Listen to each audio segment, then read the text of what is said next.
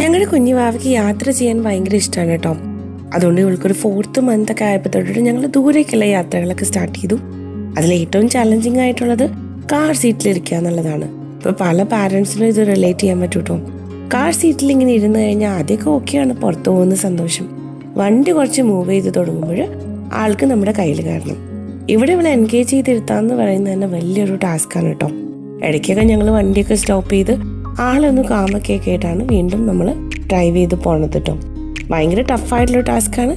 എന്നിരുന്നാൽ പോലും കുറച്ച് സമയം മുഖത്തൊക്കെ നോക്കി വർത്താനം പറഞ്ഞിരുന്ന ആള് വലിയ പ്രശ്നമൊന്നും ഇല്ലാണ്ടിരിക്കും കേട്ടോ. ചില സമയത്ത് ചിരിക്കുന്നു, ചില സമയത്ത് കരയുന്നു. അതിന് ഭയങ്കര മൂഡ് ഫ്ലക്ച്വേഷൻസ് ആണ്.